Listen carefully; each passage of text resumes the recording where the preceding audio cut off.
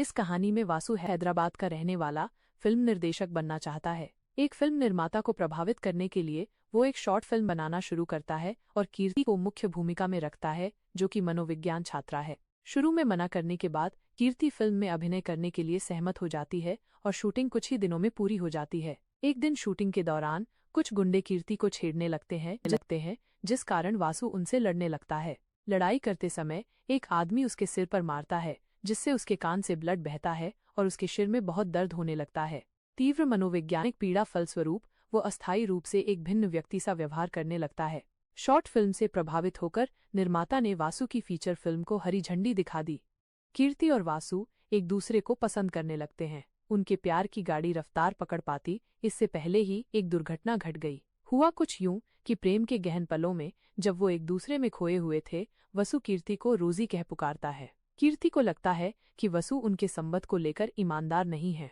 वो वसु के साथ अपने रिश्ते खत्म कर मनोविज्ञान की पढ़ाई के लिए मुंबई चली जाती है। इस पूरे मामले में सबसे अजीब बात ये थी कि खुद वसु किसी रोजी को नहीं जानता था।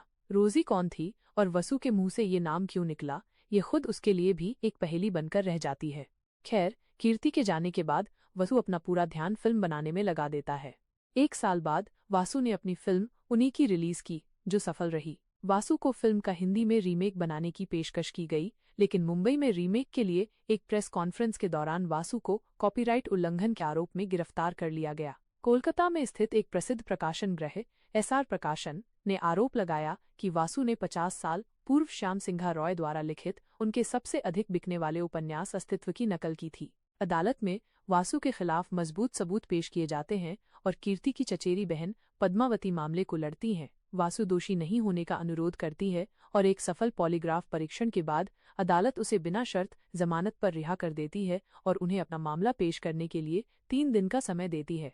कीर्ति के सुझाव पर वासु कीर्ति के मनोविज्ञान के प्रोफेसर की मदद से अपना नैदानिक सम्मोहन करवाता है, जिसके दौरान वो बताता है कि वो पिछले जन्म में श्याम सिंह रॉय था और उसकी पत्नी का नाम रोजी था।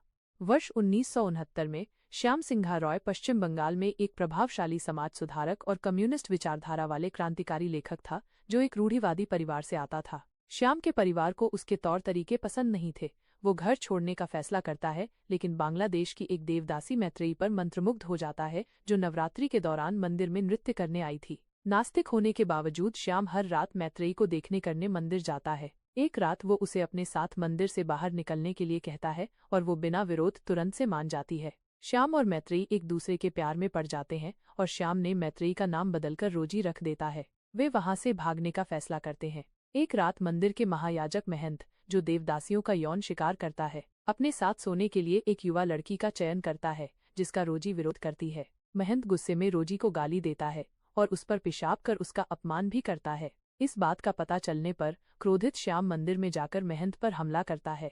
श्याम ने महंत के शिश्न को काट करके उसे जलते कोयले पर फेंक कर उसे मारकर उसे दंडित करता है और रोजी के गले से हार को हटाकर देवदासी के रूप में उसके कर्तव्यों को समाप्त करवा देता है।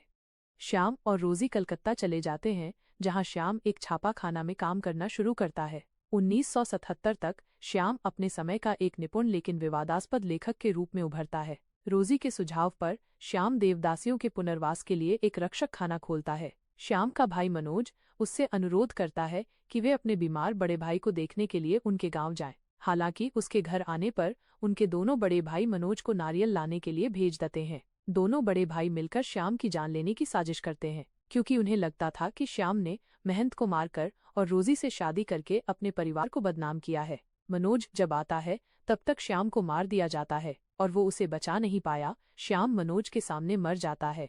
दोनों बड़े भाई कुछ साल बाद एक दुर्घटना में मारे गए और श्याम के भतीजे अब एसआर प्रकाशन सिंघा रॉय का प्रकाशन गृह चलाते हैं। वासु कोलकाता जाकर छापा खाने का दौरा करता है, जहां श्याम काम करता था। उसे पता चलता है कि श्याम की मृत्यु बहुत पहले हो गई थी, लेकिन रोजी इसके बारे में नहीं जानती थी, जिसके कारण वो श्याम को खोजने के लिए निकल गई थी। पद्मावती ने अदालत में सबूत के तौर पर वासु की सम्मोहन रिपोर्ट पेश की तथा सबको बताया कि श्याम सिंघा रॉय का पुनर्जन्म हुआ है।